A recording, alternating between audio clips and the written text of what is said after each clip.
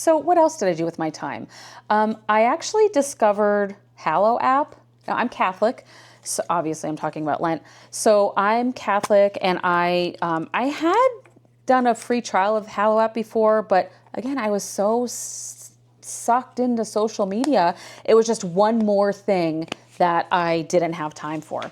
So I really honed into the Hallow app, and oh, this is from last year. I found a Reese's peanut butter cup in the stuff from last year. I'm sure it's still fine. I think they put enough preservatives and candy to last decades. But anyway, so I found and downloaded the Hallow app, and I thought, oh, this is fine. I'm always up for learning something. I mean, I'm Catholic. I was raised Ukrainian Catholic. I am now Roman Catholic. But do I know everything there is to know about Catholicism? No. Am I a perfect Christian? No. Am I a perfect Catholic? No. I'm far from perfect. I want to learn more about my faith and more about the Bible every day. And this really afforded me that time. And that sounds so dumb. Like, I didn't have time before to learn more about my faith because of social media, but I'm just being brutally honest here. That's how it was. So I downloaded the Hallow app, and I found a couple of devotions that I started doing every day. I found a couple of different stories to follow and like daily routines to get in. And if nothing else, that was probably the most life-changing aspect of this little, I don't want to call it an experiment because it wasn't. It was a sacrifice, but that probably was the most impactful part of this Lent because it got me more in tune with my faith. It made me, again, I've always wanted to learn more, but there was a daily yearning for me to open that app and what was next on my journey, what was next in my devotional. So one of the routines that I did on the Hallow app was called the Lent Pray 40, and I just dropped my camera. I'm like a disaster. I paused the camera to get my phone because I wanted to show you the Hallow app, and I completely dropped my camera. But anyway, I did Lent Pray 40 on the Hallow app. That was one of a couple of different daily routines that I did. And so what they did was they read the Brothers Karamazov. You could have ordered the book and read through it with them. It's 700 pages of Russian literature. It's just not something that I'm into, but after hearing it, maybe I will read it. So I'm going to read from the Lent Pray 40 to kind of talk about what every day there was a daily session, what happened. This was a journey back home to Father with the Brothers Karamazov and the Return of the Prodigal Son by Father Henri Nouwen. We'll see how Dostoevsky's famous novel brings the parable of the prodigal son to life like never before, showing us how we're all further from God than we need to be.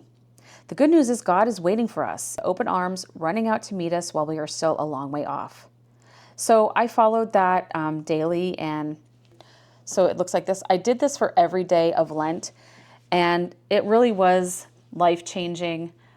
They had different speakers. They had Father Mike Schmitz, Mark Wahlberg, Chris Pratt, Sister Miriam, Jeff Cavins, Mother Olga, and they actually had people like Patricia Heaton talk about her journey through Catholicism. So I really did get more in tune with my faith. And after all, that's what you want to do when you're giving something up for Lent. It's not just a sacrifice to see if you can do it. Maybe that's part of it, but it's a sacrifice to make you think about things, contemplate things, maybe, grow deeper in your connection with God and maybe have a better gratitude for Christ and his sacrifice on the cross for all of us. Again, I am not a preacher. I'm not an expert on religion. I'm just a sinner who is trying to connect closer with my faith. So lastly, the last thing that I will tell you that I started doing every day was praying the rosary. And again, I grew up Catholic, and I should probably have known how to pray the rosary regularly, like right out of the gates, but I didn't. It had been so long since I prayed the rosary that the nice thing was in the app, they do have guides. You have different guides to walk you through and kind of different tempos, whether you're looking for like a soft nurturing person, a calming person, a bolder person. So they have different options to walk you through the rosary. And I started out really meekly thinking, I don't know what I'm doing. My husband had purchased a rosary for me for Christmas, which I love very much. World War I battle beads. It's combat rosary. So I started praying the rosary every day. I didn't know what I was doing, but now I'm comfortable and confident with it, and I pray the rosary on my own. I still use the Hallow app because I like having that guide with me. But so I started praying the rosary every day.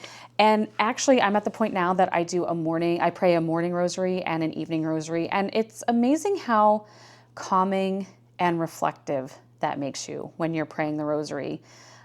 There were times and there still are times that I was praying the rosary and you almost get in like a trance-like state because you're just praying, you're so focused on praying to Mary.